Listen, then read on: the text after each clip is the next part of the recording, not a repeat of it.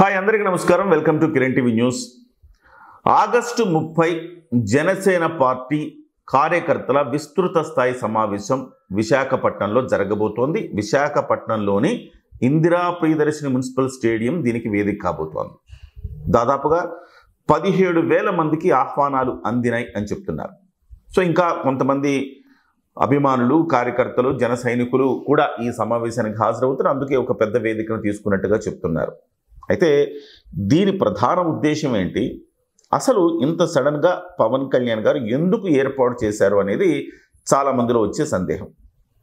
సహజంగా of the record చెప్పాలి అంటే జనసేన పార్టీలో గత కొంతకాలంగా నివురుగప్పిన నిప్పుల ఒక అసంతృప్తి కనపడుతోందని చెప్పాలి. ఎందుకంటే తెలుగుదేశం పార్టీ వాళ్ళు చాలా చోట్ల డామినేటింగ్ ఫ్యాక్టర్ అయిపోయారు.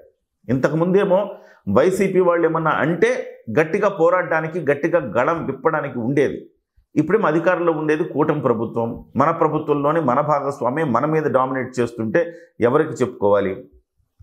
పార్టీకి సంబంధించిన ఇన్ఛార్జీలు ఉంటే వాళ్ళు చాలా చోట్ల ఉత్సవ విగ్రహాలుగానే ఉన్నారు.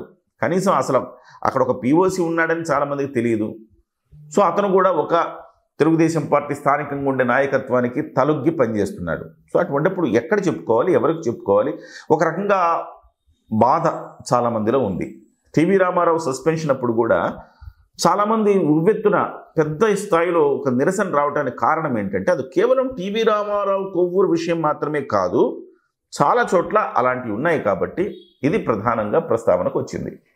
సో ఏదేమైనా ఇక్కడ పవన్ కళ్యాణ్ గారు ఏ నేపథ్యంలో అరేంజ్ చేసినా, అంటే పార్టీ అఫీషియల్గా చెప్పేది ఏంటి, 12.5 లక్షల సభ్యత్వాలు చేయించారు కాబట్టి వాళ్ళందరినీ, ఎవరైతే క్రియాశీలక కార్యకర్తలు ఉన్నారో వాళ్ళందరితో ఒకసారి మీట్ అవ్వాలనుకున్నారు పవన్ కళ్యాణ్ గారు అనేసి చెప్తున్నారు పార్టీ అధినాయకత్వం. కానీ ఓదార్పు కోసం అని మనం చెప్పుకోవచ్చు.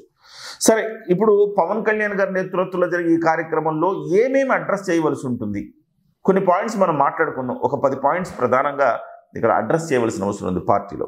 ఒకటి, ఇంతకుముందు మనం చెప్పాం, పదవులు రావాల్సిన స్థాయిలో రావడం లేదు. దాదాపుగా 15% అంటారా, 20% అంటారా? పవన్ కళ్యాణ్ గారు అయితే 30% పదవులు తీసుకుందామన్నారు.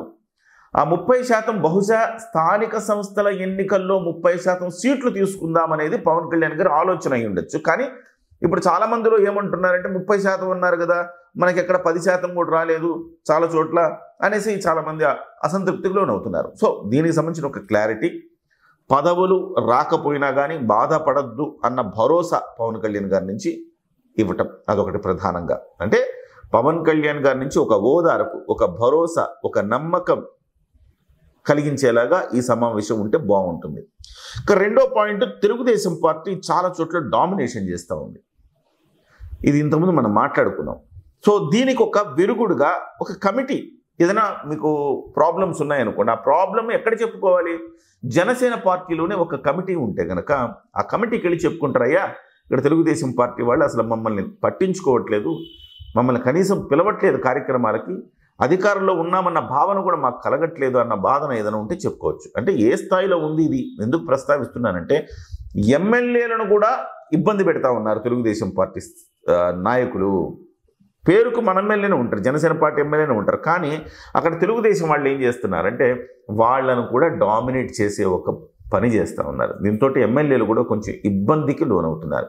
కాబట్టి ఖచ్చితంగా ఒక కమిటీ ఉండి తీరాలి, అది హెడ్ ఆఫీస్లో వెయ్యాలి, ఒక ముఖ్యులతోటి మాట్లాడాలి, తెలుగుదేశం పార్టీతో మాట్లాడి సయోధ్య కుదిర్చేలాగా ఆ కమిటీ, ఆ స్థాయి ఉన్న నాయకులు ఆ కమిటీలో ఉండాలి. 2 పాయింట్లు. మూడో పాయింట్, పార్టీలో జాయినింగ్స్ లేవు. పార్టీలో బలోపేతం చేసుకోవాలంటే వైసీపీ నుంచి సగం మంది రావడానికి సిద్ధంగా ఉన్నారు, కానీ ద్వారాలు తెరిచి లేవు. సో ఎవరిని తీసుకోవాలి, ఎవరిని తీసుకోకూడదు, ఎందుకు తీసుకోవాలి? కొంతమందిని మనమే ఆహ్వానించాల్సి ఉంటుంది, కొంతమంది వాళ్ళు వస్తారు, కొంతమందిని మనం ఆహ్వానించాల్సి. ఒక బలమైన నాయకుడు జిల్లాలో అసంతృప్తిగా ఉన్నాడు, మనం ఆహ్వానించి మన దగ్గర తీసుకోవాలి. సో అలాగా. సో పార్టీ బలోపేతానికి జాయినింగ్స్ చాలా అవసరం. చాలామంది జాయినింగ్ అవ్వాలని పార్టీలో 6 నెలల నుంచి వేచి చూస్తున్న వాళ్ళు ఉన్నారు. సో అలాంటి వాటికి పరిష్కారంగా జాయినింగ్స్ కోసం ఒక కమిటీ వేయాలి. ఈ జాయినింగ్స్ సంబంధించి బలమైన నాయకులను తయారు చేసుకోవాలి, ప్రతి జిల్లా మీద కాన్సన్ట్రేషన్ చేయాలి. ఇకపోతే 4వ పాయింట్, చాలా చోట్ల ఎంతమంది చెప్పా, ఉత్సవ విగ్రహాల్లో ఉన్నారు పీఓసీలు. అసలు పీఓసీ అనేవాడు ఉన్నాడు, పాయింట్ ఆఫ్ కాంటాక్ట్ అంటే ఇన్ఛార్జ్, ఉన్నాడనే విషయాన్ని కూడా మర్చిపోయే పరిస్థితి ఉంది. కొన్ని చోట్ల అసలు వాళ్ళు యాక్టివ్ ఉండరు, అసలు పార్టీ కార్యక్రమాలు పెట్టరు, ఎటువంటి యాక్టివిటీస్ ఉండవు, అయినా వాళ్ళు POC తీసుకొని ఉంటారు. POC తీసుకొని ఆ తెలుగుదేశం పార్టీ ఎమ్మెల్యే అనుకో, ఆ తెలుగుదేశం నాయకుని అనుకో తిరుగుతూ ఉంటారు. వాళ్ళకి ఏదైనా ఉంటే చిన్న చితక పని. మరి అటువంటిప్పుడు నాయకులు ఎందుకు, POC స్థాయి ఎందుకు, వాళ్ళకి అవసరం లేదు కదా. సో వాడు సొంత పనులు చేసుకోవటానికి అలాంటి వాళ్ళందరూ గుర్తించి తీసేయాలి. మంచి పార్టీ కోసం కష్టపడగలిగి ₹1 డబ్బులు ఖర్చు పెట్టగలిగిన వాడిని POCగా నియమించాలి. ఇకపోతే 5వ పాయింట్, బలమైన నాయకత్వం కనిపించటం లేదు. ఇది ప్రధానంగా వస్తున్న సమస్య. అంటే బలమైన నాయకత్వం అంటే జిల్లాల్లో బలమైన నాయకత్వం ఎప్పుడు వస్తాయి, జాయినింగ్స్ ద్వారా వస్తాయి. సో బలమైన నాయకత్వం కనబడట్లేదు. రెండోది, బలమైన నాయకులకు బలమైన బాధ్యతలు ఇవ్వడం లేదు. సామినేని ఉదయభాను ఉన్నారు, బాలినేని శ్రీనివాసరెడ్డి ఉన్నారు, ఇలాంటి వాళ్ళని పార్టీలోకి తీసుకున్నాం, కానీ వాళ్ళకి ఏం బాధ్యతలు ఇవ్వలేదే. కీలకమైన బాధ్యతలు వాళ్ళకి ఇస్తే కనుక పార్టీని ఆయా జిల్లాల్లో బలోపేతం చేస్తారు. సామినేని ఉదయభాను గారికి బాధ్యతలు ఇస్తే కృష్ణా జిల్లాలో పార్టీని బలోపేతం చేస్తారు. బాలినేని గారు నెల్లూరు, ఒంగోలు ఇలా 2 జిల్లాల్లో కూడా ఆయన కాస్త పార్టీని బలోపేతం చేయగలిగిన స్థాయి, శక్తి ఉన్న వ్యక్తి బాలినేని శ్రీనివాసరెడ్డి. సో అలాంటి వాళ్లకు కొన్ని కీలకమైన బాధ్యతలు ఇవ్వాల్సిన అవసరం ఉంది. ఇకపోతే 6వది, విమర్శలను బలంగా ఎదుర్కొనే వ్యవస్థ లేదు. ఇది మీరు అబ్జర్వ్ చేయండి. ఒక తెలుగుదేశం పార్టీలోనూ వైసీపీ పార్టీలోనూ చూడండి, ఆఫ్టర్ శ్యామల వెళ్ళి పార్టీ ఆఫీసులో ప్రెస్ మీట్ పెడతా ఉంటుంది. శ్యామల స్థాయి ఏంది, శ్యామల ఏంది కథ, కనీసం బుర్ర ఉంటుందా శ్యామలకి, బుర్రలో గుజ్జుందా శ్యామల, కనీసం సామాజిక అంశాలు ఏమైనా అర్థమవుతాయా? ఆ శ్యామల కూడా వెళ్ళి చివరికి వైసీపీ పార్టీ ఆఫీసులో, అఫ్కోర్స్ పార్టీ ఆఫీస్ అంత దిగజారిపోయింది అనుకోవాలి మనం, అలాంటి ఆమె ప్రెస్ మీట్లు పెడతా ఉంటే okay, what ever it maybe. Telugu Desam పార్టీలో ఏదైనా ఇష్యూ ఉంటే మంచిగా ప్రెస్ మీట్ పెట్టి పార్టీ ఆఫీసులో చెప్తూ ఉంటారు, కౌంటర్లు ఇస్తుంటారు. అలాంటి వ్యవస్థను మనం తయారు చేసుకోవాలి. సో విమర్శలను ఎదుర్కొనేందుకు కొంతమంది అధికార ప్రతినిధులు ఏదైనా ఛానల్లో మాట్లాడడం తప్ప ప్రెస్ మీట్ పెట్టి దాన్ని బలంగా ఎదుర్కోనే నేతలు లేరు. దాన్ని మనం ఆ రకమైన ప్రాక్టీస్ తీసుకురావాలి. తర్వాత మీడియా పరంగా దిశానిర్దేశం చేసేవారే లేరు. అసలుకి పవన్ కళ్యాణ్ గారు కాబట్టి సరిపోతా ఉంది. ఎవరికి వాడు పవన్ కళ్యాణ్ గారి గురించి చెప్పినా రాసుకున్నా వ్యూస్ వస్తాయన్న ఉద్దేశంతో చెప్పుకోవడమే కానీ కనీసం ఎవరైనా పవన్ కళ్యాణ్ గారి ఆఫీస్ నుంచి, ఇదిగోండి మీడియా ఆఫీస్ నుంచి, ఇదిగోండి ఇది మా దగ్గర జరిగిన అభివృద్ధి కార్యక్రమం, మీరు మీ పత్రికల్లో వేసుకోండి, ఇదిగోండి ఇది మేము చేసే కార్యక్రమం మీ పత్రికల్లో వేసుకోండి అని చెప్పే వ్యవస్థ ఉందా అంటే లేదు. ఏదో ప్రెస్ నోట్ టప కొట్టి అలా పడేస్తారు గ్రూప్లో తప్ప దానికి ఒక కోఆర్డినేషన్ వ్యవస్థ కానీ ఏమీ లేదు. సో నిజం చెప్పాలంటే మంత్రుల దగ్గర ఇంతకంటే గొప్ప వ్యవస్థ ఉంది కొంతమంది మంత్రుల దగ్గర, కానీ ఉప ముఖ్యమంత్రి దగ్గర ఈ వ్యవస్థ కొంచెం బలహీనంగా ఉందని మనం మాట్లాడుకోవాలి. తర్వాత 8వ పాయింట్ కీలకమైన, అది మాట్లాడుకుని 8వ పాయింట్ మాట్లాడుకు. 9వ పాయింట్ పార్టీ కార్యాలయాల్లో టీడీపీతో సమన్వయం కోసం, అది కూడా మాట్లాడుకున్నాం. ఇకపోతే ఏదైనా సమస్య వస్తే చెప్పుకునే వ్యవస్థ లేదు. ఆ వ్యవస్థను ఏర్పాటు చేయాల్సిన బాధ్యత ఉంది. అంటే గబుక్కన ఏదైనా ప్రాబ్లం వచ్చింది, ఆ ప్రాబ్లంని చెప్పుకోవటానికి ఎక్కడికి వెళ్ళాలి, దానికి ఒక కమిటీ ఉండాలి. ఒక ఓదార్పు కమిటీ లాగా అనుకోండి పోని, ఆ కమిటీ దగ్గరికి వెళ్ళి చెప్పుకోగలగాలి. అలాంటి ఒక వ్యవస్థ కావాల్సిన అవసరం ఉంది. దాన్ని కూడా అడ్రస్ చేయాలి.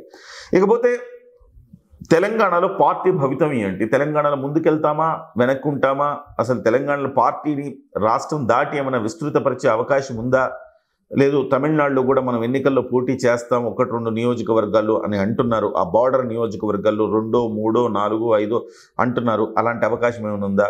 ఎస్పెషల్లీ తెలంగాణలో కొంత క్యాడర్ ఉన్నప్పటికీ దీంట్లో మనం యాక్టివేట్ అవ్వట్లేదు. సో పవన్ కళ్యాణ్ గారి ఆదేశాల కోసం చూస్తూ ఉన్నారు. పార్టీని ఎట్లా బలోపేతం చేస్తారు, ఏమైనా 1-2 పర్యటనలు ఉండబోతున్నాయా ఇక్కడ, ఇవన్నీ కూడా మాట్లాడుకోవాల్సిన అవసరం ఉంది. బీజేపీతో పొత్తు పెట్టుకుంటారు, రాబోయే ఎన్నికల్లో ఎలా ఉంటుంది, హైదరాబాద్ ఎన్నికలు రాబోతున్నాయి, వస్తే ఆ హైదరాబాద్ ఎన్నికల్లో జనసేన పార్టీ పాత్ర ఎంతవరకు ఉంటుంది, ఇలాంటివన్నీ కూడా చర్చించాల్సిన అవసరం ఉంది.